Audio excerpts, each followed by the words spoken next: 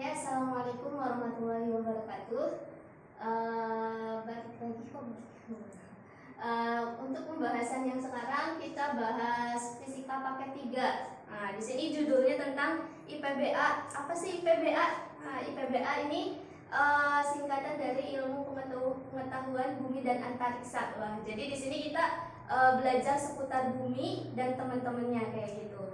Nah, yang lebih spesifik dulu kita bahas tentang bumi ya. Di bumi itu ada hukum gravitasi universal.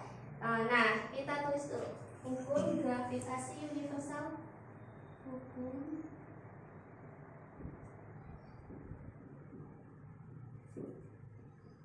universal. Oke. Kemarin di listrik statis udah belajar hukum Coulomb ya. Jadi di sini rumusnya atau mungkin persamaan-persamaannya itu mirip-mirip dengan di hukum Coulomb kayak gitu. Nah, di sini pertama ada gaya gravitasi universal. Untuk gaya persamaannya F sama dengan G m per R kuadrat. Nah, kalau kemarin di gaya Coulomb itu ada persamaan gaya tarik menarik antara dua jenis benda yang bermuatan gitu kan. Persamaannya F K Q per R kuadrat. Jadi kalian kalau ingat persamaan itu maka persamaan ini pun ya kurang lebih seperti itulah, mirip-mirip kayak gitu. Jadi tinggal diganti Q-nya dengan M aja gitu. Nah, kalau G itu apa? G di sini adalah konstanta gravitasi. Nah, M besar ini massa. Kalau di sini kita kan nerangin gravitasi universal. M ini massa benda yang menyebabkan gravitasi, sedangkan M kecil itu massa benda yang dikenai gravitasi kayak gitu. Contohnya, nah misalkan bulan dengan bumi. Apakah di bulan ada gaya gravitasi bumi? Ada, jelas ada. Kenapa ada? Buktinya bulan gak pernah meninggalkan bumi kayak gitu ya, sangat setia dengan bumi. Nah kayak gitu. Nah, besarnya gaya gravitasi bumi di bulan itu berarti M besar di sini dipengaruhi oleh massa bumi dan M kecil berarti dipengaruhi oleh massa bulannya. Sedangkan R itu jarak dari R-nya itu dihitungnya dari pusat bumi. Jadi dari pusat bumi ke bulan itu jaraknya berapa? Itu R-nya kayak gitu. Nah, F-nya itu gayanya. Oke. Selain gaya gravitasi ada juga percepatan gravitasi. Persamaannya G sama dengan G besar. Yang ini percepatan gravitasi, ini konstanta gravitasi. Terus M per R dikuadratin. Berarti dari sini kita bisa menyimpulkan kalau percepatan gravitasi di sini hanya dipengaruhi oleh M besar. Apa itu M besar? M besar di sini bukan massa yang dikenai gravitasi, tapi yang menyebabkan gravitasi. Berarti kalau misalkan kita mau menghitung berapa sih percepatan gravitasi bumi di bulan yang terasa di bulan, maka M ini adalah massa bumi, bukan massa bulan kayak gitu. Nah, satelit bumi kan banyak ya, selain bulan ada juga satelit buatan manusia. Berarti percepatan gravitasi yang dialami satelit di sana itu dipengaruhi oleh M massa bumi gitu. Oke, sekarang kita lihat ke soal nomor 1. Oke, di soal nomor 1, oke, di situ ada pernyataan 1 2 3. Sebuah satelit mengorbit suatu planet dengan lintasan berbentuk elips. Nah, elips. Terus pernyataan yang benar adalah yang pertama, kecepatan linier satelit tidak bergantung pada massanya. Kecepatan linier. Apa itu kecepatan linier? Nah, kalau kita ingat-ingat lagi ya di bab mekanika, kecepatan itu ada dua jenis, kecepatan linier dan ada kecepatan anguler. Nah, kecepatan linier itu kecepatan benda yang digerak lurus, namanya juga linier, itu berarti digerak lurus, simbolnya itu yang V. Nah, V.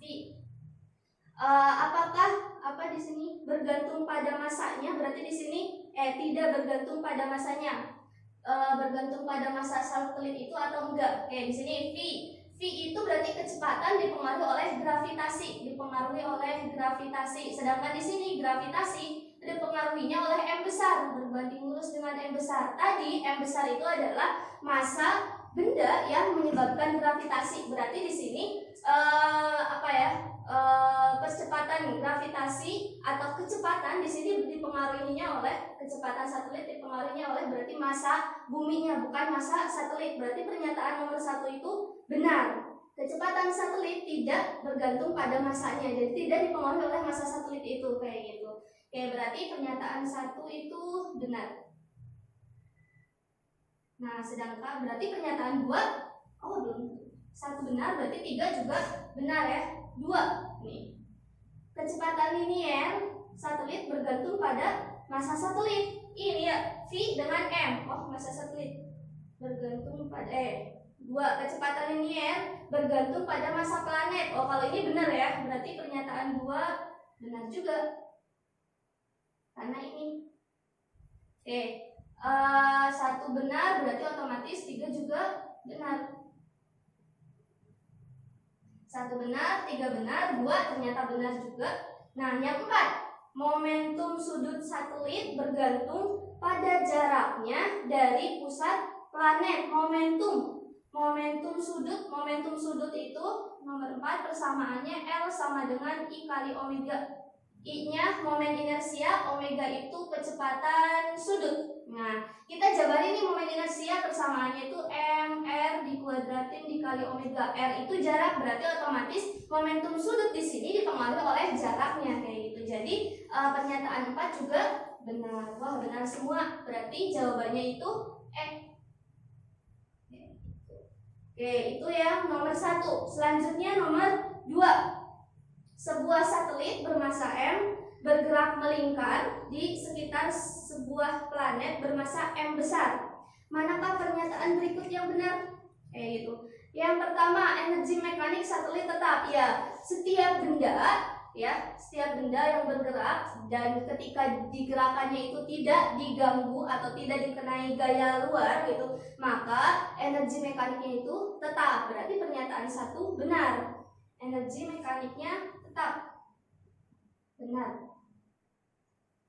Berarti kalau 1 benar, 3 juga benar. Oke, 1 benar, 3 benar, 2. Oh, 3 itu energi kinetiknya tetap. Nah, energi mekanik EM itu persamaannya EP ditambah EK. Jadi kalau energi mekaniknya tetap, energi kinetiknya tetap, maka energi potensialnya juga tetap. Berarti 2 juga benar. Oke, kita lihat nomor 4. Benar apa enggak nih? Energi potensial satelit bernilai positif. Salah, harusnya energi potensial satelit itu bernilai negatif. Kenapa negatif? Karena jaraknya yang sangat jauh dari pusat bumi. Jadi salah deh yang ini. Nah, karena 1, 2, 3 benar, 4 salah, maka jawabannya A. Oke, itu nomor 2. Selanjutnya nomor 3. Nah, nomor 3. Apabila jari-jari bumi R berat benda, berat itu bukan massa ya. Di sini berat itu hubungannya dengan gaya yang satuannya Newton. Oke, berat benda di permukaan bumi adalah W. Oke, nomor 3. Kita gambar dulu aja. Misalkan ini bumi, lonjong ya. Bumi pusatnya ini jari-jarinya, jaraknya itu R. Misal ini di permukaan itu titik A. Nah, FA kan tadi berat itu sama dengan gaya. FA gaya di titik A itu sama dengan W. Oke. Maka berat benda tersebut pada ketinggian 0,5 R dari permukaan bumi. Nah, 0,5 R dari permukaan bumi berarti dari sini ini 1 R 0,5 berarti segini besar. Ini misal titik B, dari sini ke sini itu 0,5 R. Oke, yang dicari berat bendanya sekarang berapa? Berarti di sini FB-nya itu berapa W gitu kan? Oke, berarti kita tulis dulu nih. Kalau dari gambar ini kita bisa mengetahui gitu kan? Berarti RA-nya itu sama dengan R, FA-nya sama dengan W, sedangkan RB itu sama dengan RB, berarti R ditambah 0,5 R. 0,5 itu kan 1/2. 1 ditambah 1/2 berarti sama dengan 3/2 R. Yang dicari FB-nya itu berapa? Oke. Nah, F gaya berarti hubungannya dengan persamaan ini nih. F di situ berarti yang berubah itu adalah berbanding terbalik. Sedangkan mm di sini masih sama. Kita lihat F dan R-nya aja. F dan R berbanding terbalik, maka kita bisa buat persamaan FA per FB. Karena terbalik, maka di sini jadi RB per RA dibalikin gitu kan. Nah, karena di sini R-nya ada kuadratnya, berarti dikasih kuadrat deh. Set. Oke, sekarang kita tinggal masukin deh. Nah, FA-nya itu sama dengan W, FB yang dicari sama dengan RB-nya 3/2 R, ininya R dikuadratin, R-nya sama, coret. 3/2 dikuadratin berarti jadi 9/4. Ini W per FB, kali silang deh. Jadi W ini ke sini jadi 4/9 sama dengan FB. Ketemu deh, berarti berat benda di jarak 0. Jadi berat benda pada jarak 0,5 R dari permukaan bumi adalah 4/9 W, kayak gitu. Jadi jawabannya yang D.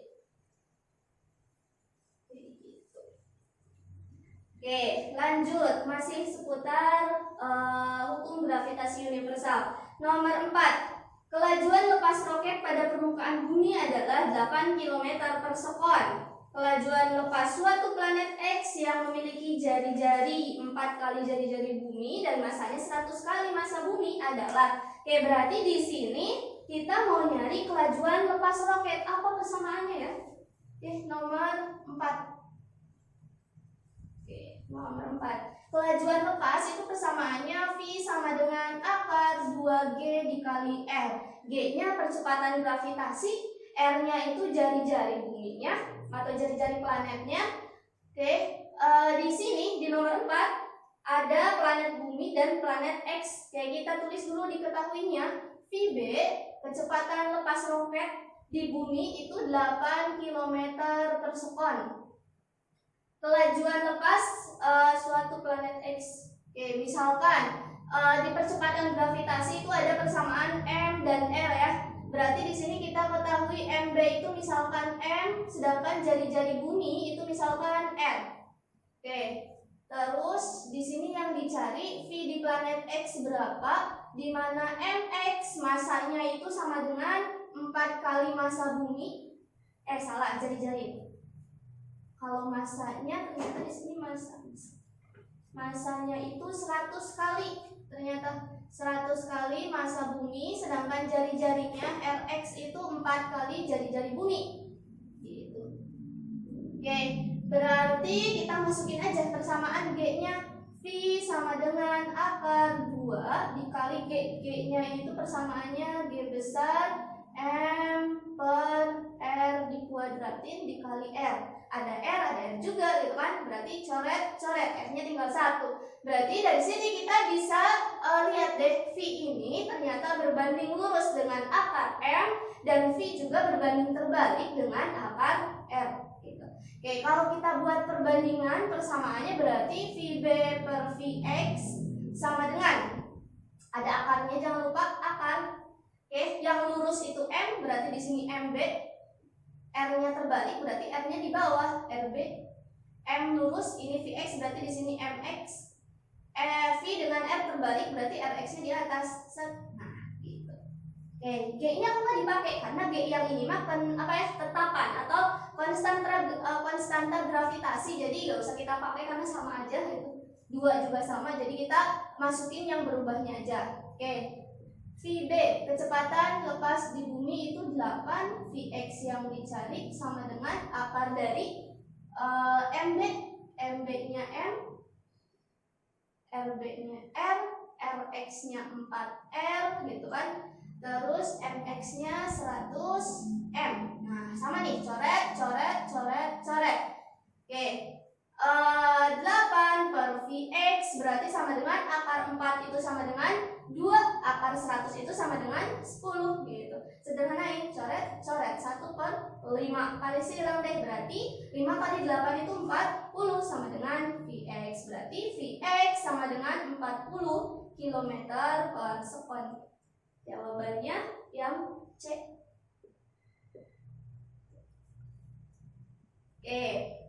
Terus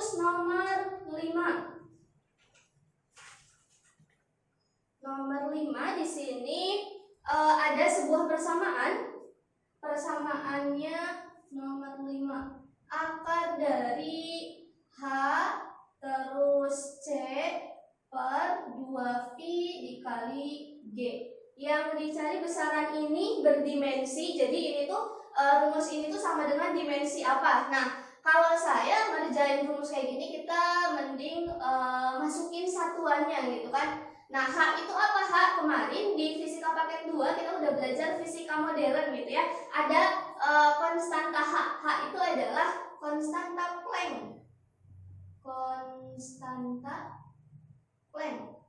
Nah, konstanta Planck satuannya itu Joule dikali sekon. Nah, sedangkan C itu adalah cepat rambat gelombang cahaya. Gelombang cahaya. Satuannya itu meter per sekon. Oke. H, C, 2V, 2 gak ada satuannya. V itu yang 3,14 itu juga gak ada satuannya, jadi kita biarkan aja. Sedangkan yang G itu konstanta gravitasi. Apa satuannya? Kita lihat di sana. F, G, mm per R kuadrat. Berarti G itu rumusnya F kali R kuadrat per M kuadrat. F-nya itu satuannya Newton. R kuadrat itu satuannya meter dikuadratin. mm massa kilogram, berarti bagi kilogram dikuadratin gitu. Oke, sekarang tinggal dimasukin deh ke persamaan sana. Akar dari H-nya itu Joule kali sekon. Oke, Joule kita ubah aja langsung karena di sini nggak ada Joule yang sama. Joule itu kan rumus dari usaha ya, usaha. Oke, Joule itu sama dengan Newton dikali meter. W sama dengan F dikali S. Nah, dari sini. Oke, kita ganti aja langsung Newton dikali meter. Ini punyanya Joule dikali sekon. Oke, meter kuadrat. Salah. Mana? C itu berarti meter per sekon. Gitu. Kurungin lagi dibagi G-nya ini Newton dikali meter kuadrat dibagi kilogram dikuadratin. Oke. Nah, banyak yang sama nih, tinggal dicoret sekon bagi sekon, habis coret meter kuadrat, di bawah ada meter kuadrat juga, berarti coret lagi. Newton di bawah ada Newton juga, coret lagi, berarti tinggal 1/1 per kilogram kuadrat. Akar 1/1 per kilogram kuadrat. Oh, berarti ini sama dengan akar kilogram dikuadratin. Akar berarti jadi kilogram. Satuan dari kilogram itu besaran yang satuannya kilogram adalah massa. Massa itu jawabannya yang A. Gitu. Oke, lanjut lagi. Tadi udah sampai nomor 5. Sekarang kita loncat. Kita bahas soal nomor 25. Nomor 25 dilihat. Diketahui ada planet X, jadi bukan planet bumi ya. Planet X dengan radius itu berarti jari-jari. Diketahui jari-jari. Nomor 25. Jari-jarinya itu sama dengan 3.500 km. Oke. Dan massa planetnya M sama dengan 2,5 kali 10 pangkat 23 kg, memiliki sebuah gunung dengan puncak setinggi 300 meter. Nah, dari permukaan planet tersebut, seorang astronot berada di puncak gunung sambil memutar bola diikat dengan tali secara vertikal. Berarti diputarnya itu gini ya, awalnya di sini berarti vertikal gini ya, ke sana gitu. Oke. Jika massa bola, oke, ini massa planet, ini jari-jari planet. Jadi kalau misalkan digambar nanti aja. Berarti massa bola, kalau massa bola di sini 0,6 kg. Tali L sama dengan 1 meter. Dan tegangan tali maksimum, tegangan talinya 30 Newton.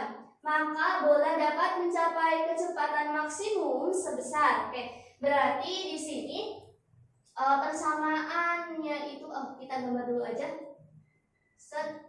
Berarti misalkan ini ini pegangan orangnya gitu. Terus di sini itu bandulnya, talinya panjang 1 meter, ini bandulnya kayak gitu. Nah, kecepatan maksimum itu terjadi saat bandulnya berada di bawah gitu, di sini. Nah, kenapa? Karena nanti di sini si bandul bisa naik, berarti kecepatan si bandul saat di bawah di sini itu maksimum. Sedangkan kalau di atas itu kecepatannya minimum. Kenapa? Karena kalau udah nyampe sini kecepatan 0 dia akan balik turun ke bawah kayak gitu, nggak tambah naik kayak gitu. Nah, berarti kecepatan maksimumnya di bawah. Berarti kita gambarin dulu. Di sini ada tegangan tali T, ada gaya berat W, karena setiap benda yang punya massa pasti punya gaya berat, dan setiap benda yang ada digantung dengan tali, ditarik dengan tali, pasti ada gaya tegang talinya kayak gitu. Nah, lintasan bandul ini kalau kita amati berarti kan awalnya di bawah set. Nah, lintasannya itu melingkar. Oke, kita gambar sedikit set. Nah, ini kalau melingkar otomatis ada gaya sentripetal gitu kan. Oke. Kita berlakukan sigma hukum 2 Newton, sigma F sama dengan M kali A. Nah, karena sentripetal A-nya itu sama dengan AS gitu. Yang dicarikan bukan AS, tapi apa tadi? Kecepatan maksimum. Kecepatan itu V gitu. V max-nya itu berapa? Nah, ini. AS, oke. AS itu sama dengan V kali R. F-nya di sini berarti karena AS berarti gaya yang searah dengan gerak sentripetal. Sentripetal itu arahnya ke pusat, berarti gaya yang arahnya ke pusat itu positif, yang berlawanan negatif. M min W sama dengan M dikali V kuadrat per R. Ini deh. Oke. W-nya itu gaya berat itu rumusnya M dikali G. Oke, berarti kita harus nyari G-nya dulu, percepatan gravitasi. Nah, percepatan gravitasi sebelumnya itu kan udah pasti 10 meter per sekon kuadrat atau enggak 9,8, tapi sayangnya ini planetnya bukan planet bumi, tapi planet X. Berarti G-nya itu sama dengan kita harus nyari nilai G-nya berapa. Berarti dari persamaan G dikali M per R kuadrat gitu. Nah, R-nya di sini, R-nya yang ini itu tadi dihitung dari posisi benda ke pusat planetnya gitu. Berarti bukan yang ini aja, tapi harus dijumlahin dengan mana ya? Oh, belum ditulis. Jaraknya, jarak gunung, karena si bandul ini diputar di gunung gitu kan. Dimana R gunung itu sama dengan 300 meter dari permukaan planet.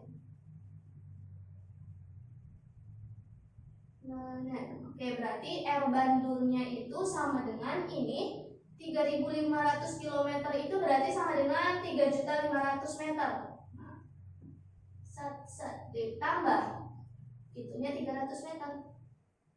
Oh, berarti jadi 3.500, ini kebanyakan 0. 500, 300 meter R bandul. Oke. Repot amat ya, nolnya banyak, jadi kita singkat aja. Jadi RB itu sama dengan 3,5 kali 10 pangkat 1, 2, 3, 4, 5, 6. Pangkat 6 meter. Oke, masukin deh ke rumus ini. G sama dengan nilai konstanta gravitasi. Berapa ya? 6,6 dikali 10, 6,67 dikali 10 pangkat min 11.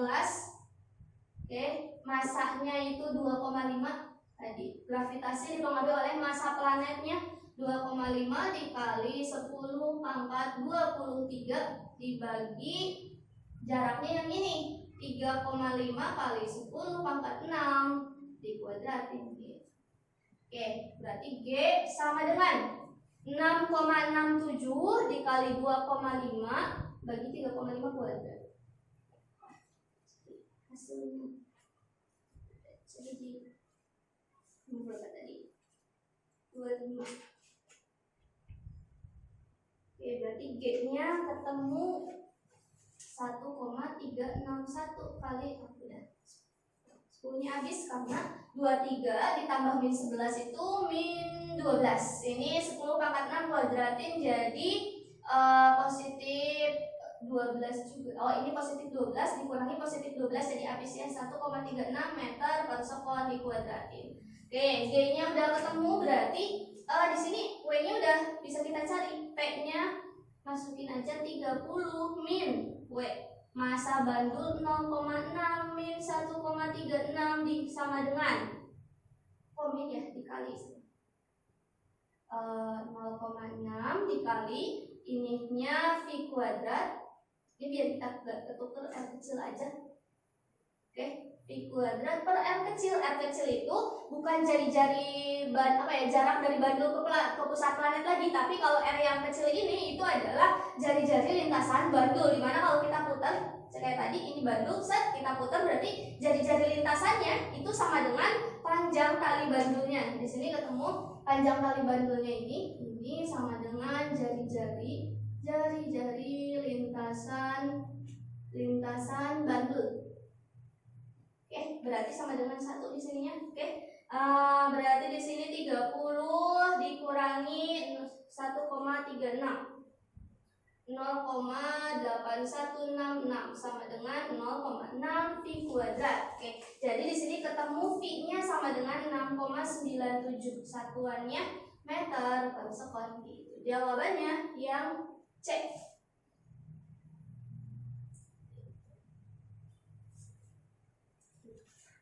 Oke, kita lanjut lagi tadi tentang gravitasi universal. Kalau sekarang kita bahas tentang hukum Kepler. Nah, Kepler.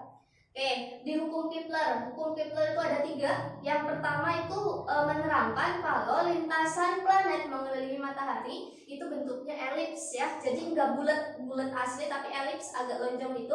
Oke, jadi nanti kalau bumi itu pernah mengalami posisi di mana titik paling jauh dengan matahari, terus bisa juga mengalami titik terdekat dengan matahari. Kenapa? Karena ternyata lintasan bumi mengelilingi matahari itu bentuknya elips. Oke, itu hukum 1. Terus kalau hukum 2, nah bisa dilihat di buku paket kalian ya, halaman 125, di situ ada gambar. Nah, bunyi hukum 2 itu menerapkan, karena tadi ada hubungannya dengan hukum 1, karena tadi ada lintasan terjauh, lintasan terdekat gitu kan, karena bentuknya elips, maka kalau saat posisi terjauh itu kecepatannya akan lambat. Kenapa lambat? Karena gravitasinya itu kan kecil ya daripada kalau yang posisinya paling dekat dengan pusat putarannya gitu. Kalau paling dekat berarti kan gravitasinya besar, maka kecepatannya akan besar. Maka kalau kita lihat tuh di gambar kalian itu ada titik A, titik B, titik C, titik D, di mana kalau kita lihat sih jaraknya beda ya antara A,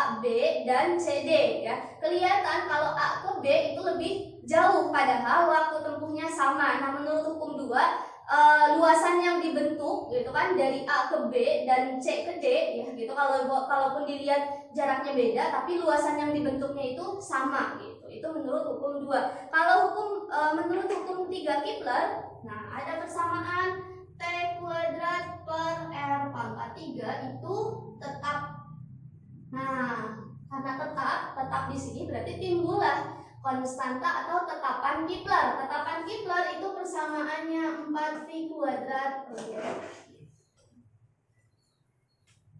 Oke, ini hukum 3 Kepler. Oke, kita langsung bahas soal aja. Lihat soal nomor 6. Oke, nomor 6. Sebuah bintang memiliki massa 4 kali massa matahari. Emang ada ya? Ada gitu kan ya. Jadi bintang itu semua benda-benda langit yang mempunyai cahaya sendiri kayak gitu. Jadi yang yang namanya bintang itu enggak hanya matahari aja gitu kan, tapi masih banyak lagi benda langit lainnya kayak gitu. Oke, di sini ternyata ada juga yang lebih besar dari matahari. Di sini diketahui massa bintangnya itu 4 kali massa matahari. Oke, kita tulis nomor 6. Massa bintang sama dengan 4 kali massa matahari. Sebuah satelit yang mengorbit, ada satelit mengorbit bintang tersebut pada jarak R yang tetap dari pusat massa bintang memiliki periode orbit T. Berarti diketahui periode orbit satelit terhadap bintang itu sama dengan T, di mana jaraknya R satelit bintang, jari-jari orbitnya itu sama dengan R. Nah, ini. Oke, jika satelit tersebut mengorbit matahari dengan jari-jari orbit yang sama. Oke, berarti di sini jika R satelit matahari itu sama dengan R satelit bintang gitu, atau sama dengan R. Oke, Yang dicari, yang akan terjadi adalah apakah periodenya berubah? Kayak kita lihat menurut hukum 3 Kepler di sini ternyata periode satelit ini selain dipengaruhi oleh jari-jari orbit, ternyata dipengaruhi juga oleh M besar. Berarti M besar itu kan tadi yang membuat gravitasi. Berarti di sini adalah massa planet itu gitu ya. Oke, berarti T kuadrat ternyata di sini berbanding terbalik dengan M.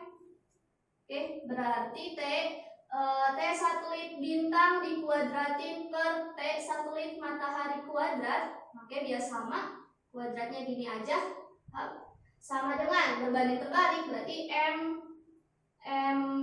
matahari per M massa bintang gitu. Oke, kita masukin T satelit bintang. Satelit bintangnya itu T satelit matahari yang dicari dikuadratin sama dengan massa matahari itu M. Oh, ternyata massa bintangnya itu 4M gitu ya. Oke, massanya sama, coret. Oke, biar kuadratnya hilang diakalin, berarti T per TSM satelit matahari sama dengan 1/4 gitu. 1/4, akar 1/4, 1/2 gitu. Oke, berarti T satelit matahari itu sama dengan 2 kali periode, 2 kali T, berarti 2 kali periode satelit terhadap bintang. Berarti pernyataan 1 salah ya. Nah, 1 salah di sini karena ternyata di sini periode orbitnya itu 0,5 T. Harusnya 2 kali periodenya. Oke, 1 salah. 2. Yang 2 itu kecepatan linearnya menjadi 0,5 kecepatan linear. Oke, kecepatan linear itu berarti dari persamaan GLBB. Ini salah berarti pernyataan 1 ya. Salah.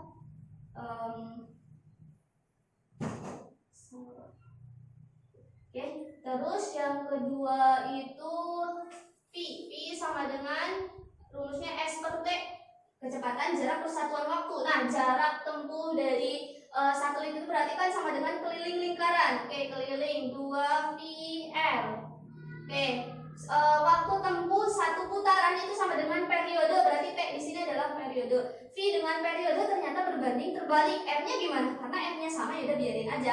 V dengan T terbalik berarti V satelit bintang per V satelit matahari sama dengan T periode satelit matahari per periode satelit bintang. Oke, V satelit bintangnya V, ini VSM kita yang dicari sama dengan T satelit mataharinya itu sama dengan berapa ya tadi? Nih 2T per T. Oke, T-nya sama, coret. Oke, berarti dari sini kali silang. Oh, V satelit mataharinya ternyata 1/2 V atau 0,5 V. Berarti kecepatannya setengah kali kecepatan satelit mengelilingi bintang itu. Berarti pernyataan 2 benar. Karena tadi 1 salah, maka 3 juga salah. 2 benar, maka 4 benar. Jadi jawabannya yang C. C, benar ya? C.